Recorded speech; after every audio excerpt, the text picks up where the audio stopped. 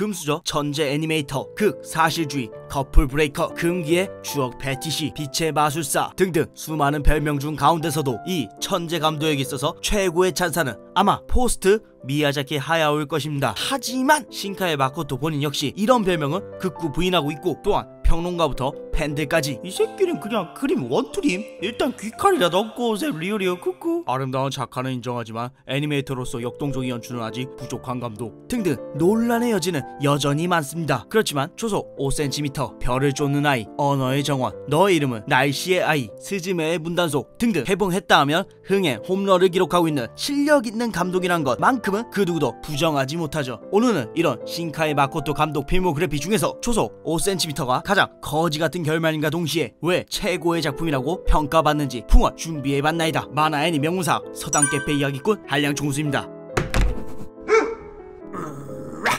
그들의 거리에 대한 짧은 이야기, 국내 팬들에게 신카이 마코토라는 존재를 각인시킨 극장판 애니메이션 초속 5cm, 총 3편의 짧은 에피소드를 타카키라는 소년의 성장 시점에 따라 단편적으로 묘사했습니다. 1년 차이로 연이어 전학온 초등학생 타카키와 아카리는 낯선 환경 속 친구들에게 쉽게 마음을 열지 못하고 겉돌고 있는 서로의 모습에 동질감을 느끼고 금세 짱친 그 이상의 애틋한 관계로 거듭나죠. 그렇지만 두 사람은 각자 다른 중학교로 가면서 결국 헤어지게 됩니다. 그 후 시간이 흘러 두 사람은 고등학생이 되어서 또 성인이 되어서도 현실의 거리에 치여 결코 멀어졌던 마음의 거리를 좁히지 못한 채 그때의 추억을 잊지 못하고 담담하게 살아가고자 하는 어른이 되어가는 과정을 그린 감정 묘사가 매력적인 작품이 바로 초속 5cm입니다. 맥 빠지게 만드는 유별나게 현실적인 파격적인 결말 때문에 욕도 많이 먹었지만 그만큼 원치 않는 이별의 경험이 있는 20대 후반의 진짜 어른들에게는 격한 공감을 안겨주는 줄거리죠. 한 줄로 짧게 요약해보자면, 살면서 단 한 번이라도 사랑을 해본 사람이라면 누구나 공감하고 아파할 만한 흔하지만 가슴 아픈 사랑과 추억을 다룬 것이 바로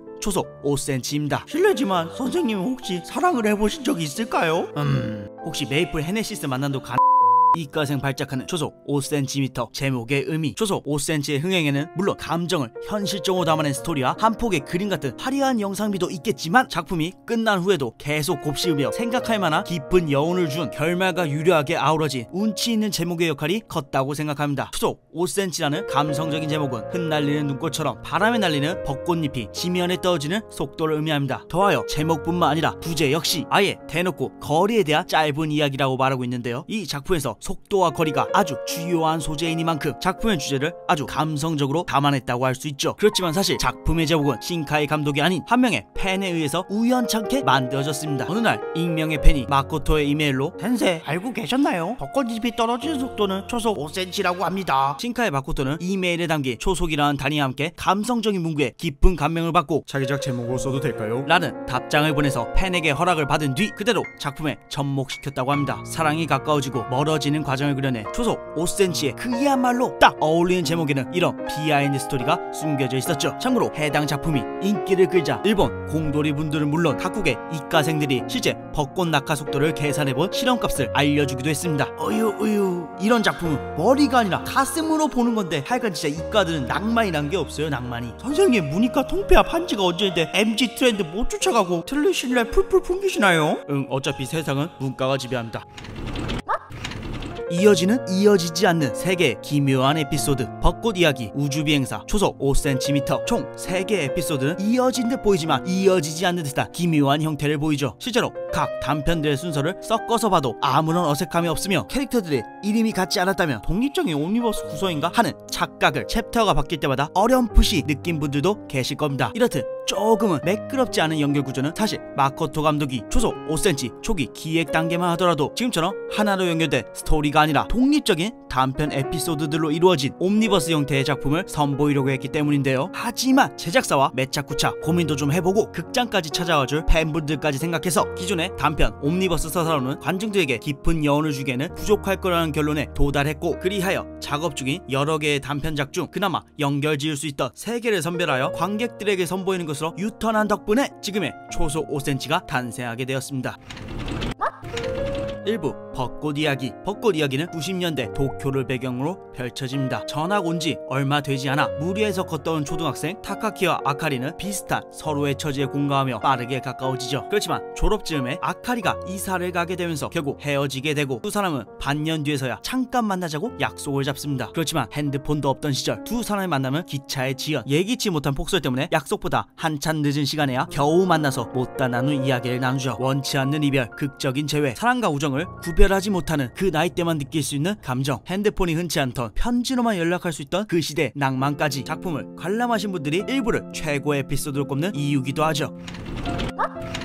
2부 우주비행사. 2부에서 타카키는 고등학생이 됩니다. 그리고 여느 고등학생처럼 도쿄로 가기 위해 열심히 부활동과 공부에만 몰두합니다. 가슴 한편에 그녀에 대한 그리움은 가능한 묻어둔 채 말이죠. 그리고 이런 시크해진 도도남 타카키를 보며 언제 고백해야 할까 도키도키하며 가슴 졸이는 소녀가 있었으니 바로 스미다 카나에입니다. 2부는 섬에 살고 있는 시골소녀 카나에를 중심으로 누구나 한 번쯤 해보았던 이뤄질 수 없었던 짝사랑의 아픔을 보여줍니다. 내 사랑은 너여야만 하지만 네 사랑은 결국 내가 될 수 없다는 초라한 현실을 깨닫고 고백하는 것조차 포기하고 눈물 짓는 애잔한 수뇌보 카나의 모습을 통해서 말이죠. 3부 초속 5cm. 성인이 된 타카키는 바라던 대로 도쿄에서 생활합니다. 그렇지만 여전히 마음의 공백을 여백으로 바꾸지 못한 채 삶의 의욕을 잃고 방황하죠. 리사와는 3년이나 사귄 연인 관계지만 결코 마음을 주지 못하고 잘 다니던 직장도 뜬금없이 때려치고 프리터가 되어 공허하게 살아가는 완패 아저씨로 묘사됩니다. 그러다 우연히 유부녀인 아카리를 건널목에서 어렴풋이 마주친 타카키는 그제서야 과거의 미련에서 해방된 듯 후련한 표정을 보여주죠. 그리고 작품은 끝이 납니다. 욕을 개패처럼 먹은 전철 건널목 결말의 진실. 선생님, 초속 5cm가 명작 소리 들을 수 있었던 건 여운 낳는 결말 때문인데 또 조회수에 눈 돌아서 엔티얼이다 뭐다 억까하다가 욕 개패처럼 먹고 싶은 건가요? 아니 욕은 어차피 맨날 먹어.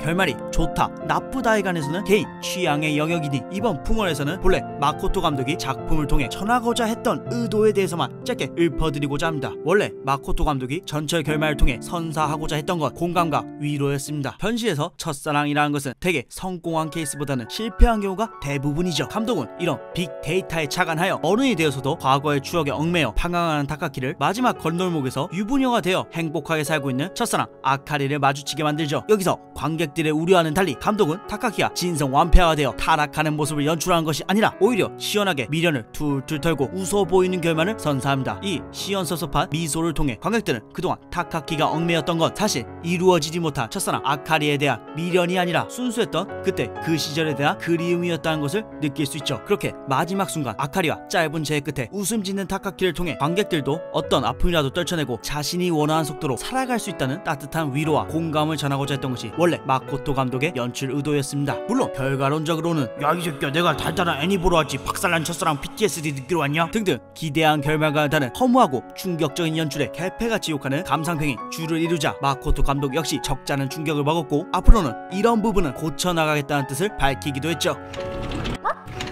분명 초속 5cm는 불친절한 서사구조, 실패한 전달 방식, 이루어지지 않은 러브라인 등등 확실한 단점들이 여러 존재합니다. 그렇지만 오히려 이런 단점들 덕분에 조금은 씁쓸하고 찌질했던 사랑 이야기를 더욱 진솔하게 담아낼 수 있었으며 신카의 마코토시 감성의 정점이라는 세간의 찬사를 받을 수 있었던 것이라고 생각합니다. 사랑에 무뎌진 어른들에게 진한 후유증을 남기며 그리운 건 그때일까 아니면 그대일까에 대한 물음에 답을 제시했던 초속 5cm 의도에 대해 알아본 오늘의 풍월 여기까지입니다. 이상 서당깨패였습니다.